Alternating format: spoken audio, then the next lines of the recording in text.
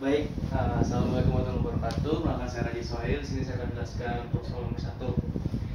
Jadi untuk PT PGRS membutuhkan dana sebesar 8 juta dolar dengan dua alternatif.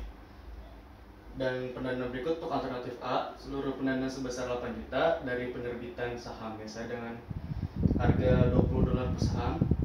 Dan untuk alternatif B, dengan obligasi untuk dana sebesar 6 juta dolar dengan suku bunga 12%. Dengan menerbitkan saham untuk memperoleh dana sebesar 200.000 dolar dengan tarif pajak 30%. Tentukan indifference atau indifference point dan buatkan grafik EBIT dan EPS-nya. Untuk mengeluarkan kondisi kedua alternatif tersebut dengan jelas kan hasilnya. Baik untuk cara dari nomor 1 ini, S1 sama dengan 100% dikali 800.000 dibagi 20, karena 20 itu dari per sahamnya sama dengan 800 lembar. Dengan S2 nya itu 25 dikali 8 juta dengan hasil 100.000 lembar. Dan untuk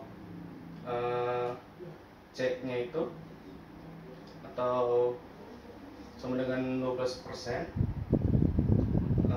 sama dengan 75% dikali 800.000 dolar sama dengan 220 lembar. Untuk FRS 1 X kurung buka 1 dikurang T kurung tutup dibagi S1. Untuk FRS 2 kurung buka X dikurang C kurung buka 1 dikurangi T kurung tutup dibagi S2.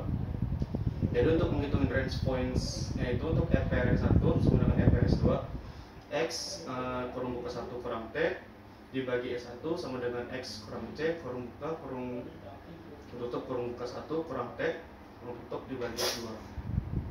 Jadi X sama dengan 1 dikurang 30% dibagi 800.000 sama dengan X dikurang 720.000 kurung buka 1 dikurang 30% dibagi 100.000.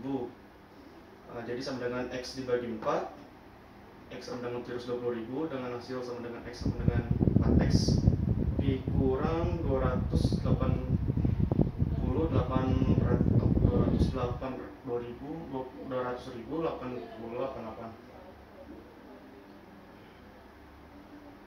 baik, selanjutnya ada interest point. Untuk FRS 1 sama dengan FRS 2, jadi dengan FRS 1 X kurung buka 1 dikurang T dibagi 1 sama dengan X kurang C kurung tutup kurung buka 1 kurang T kurung tutup dibagi S2. Jadi sama dengan X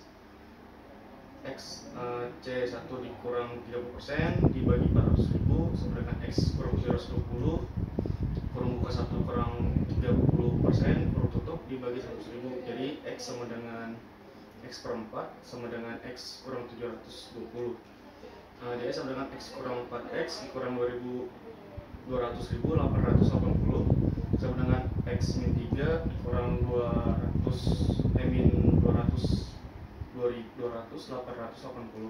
jadi X sama dengan 960.000.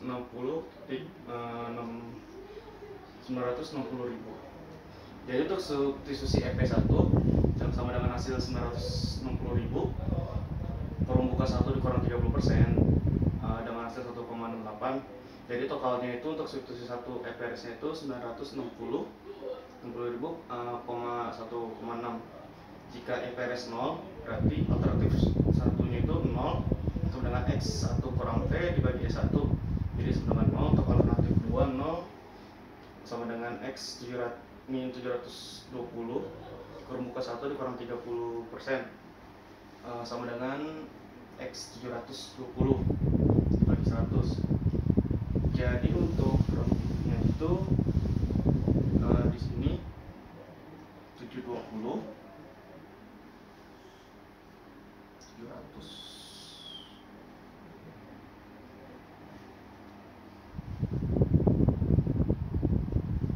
dan di sini 900.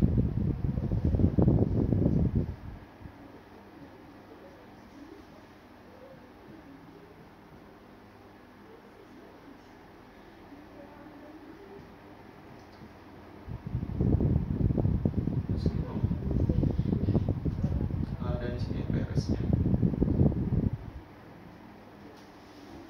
Baik, paling cukup sekian penjelasan dari saya. Kurang lebihnya mohon maaf. Assalamualaikum warahmatullahi wabarakatuh.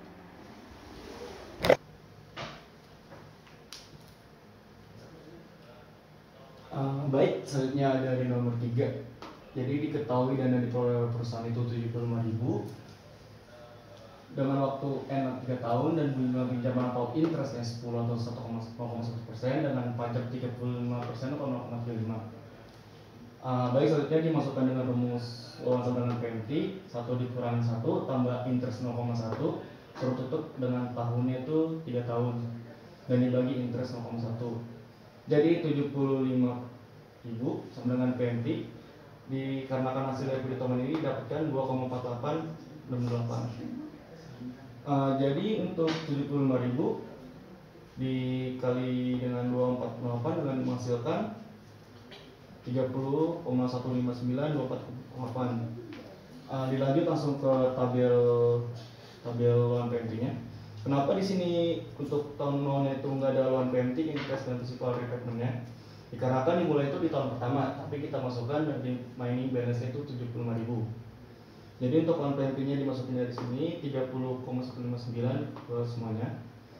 Jadi dengan interestnya 75.000 dapatkan dari 75 dibagi 10% ngasih 7.500 dan principal repayment-nya itu didapatkan dari 30 dikurangi 7 dan hasil 22 sama, dan untuk tahun keduanya juga sama 30 kurangi 5 dengan hasil 4, 30 kurangi 27 dengan hasil 7.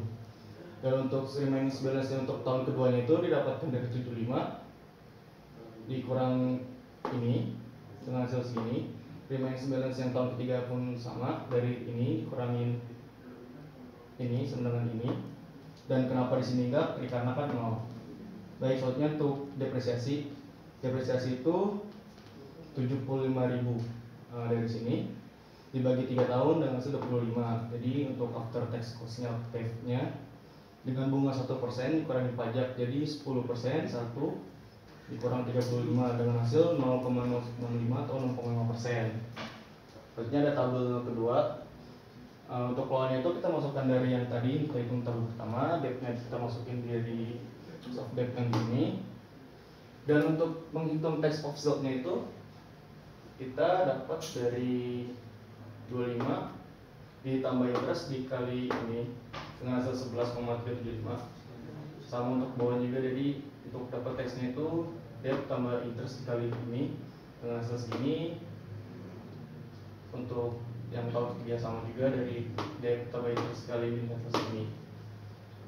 Jadi untuk menghitung cost after tax-nya itu debt dikurang tax offset dengan hasil segini, tax offset kurang ini sama segini, dan 9 20 dengan hasil 20. Selanjutnya ada PV 1 ditambah interest pangkat per tahunnya dengan 0,5%. Jadi untuk perhitungan di sini yang tahun pertama kita dapat 0,9397, tahun kedua kita dapat 0,8816, di tahun ketiga kita dapat 0,274. Jadi untuk menghitung PV of cost-nya itu dari tahun yang kita dapat pertama dikalikan ini dengan hasil segini ditambah yang tahun kita dapat segini, jadi totalnya semua itu 51,839,168. Jadi selanjutnya kita akan menghitung list atau PMT-nya atau list atau ininya, listnya. Jadi untuk tabel pertama itu 1 sampai 3 tahun itu kita masukkan 27.000 karena kan segini. Untuk tax sales-nya itu kita dapat 9450, cost after tax-nya 17,55 50. Dan PV-nya itu kita dapat 6,5 dari perhitungan sebelumnya. Jadi cost after tax ini 17 kali ini sama dengan sini. Jadi untuk kesimpulannya itu kenapa kita mengambil leasing daripada loan, dikarenakan lebih mudah dan lebih terjangkau. Paling cukup sekian dari penjelasan saya. Kurang lebih mohon maaf. Assalamualaikum warahmatullahi wabarakatuh.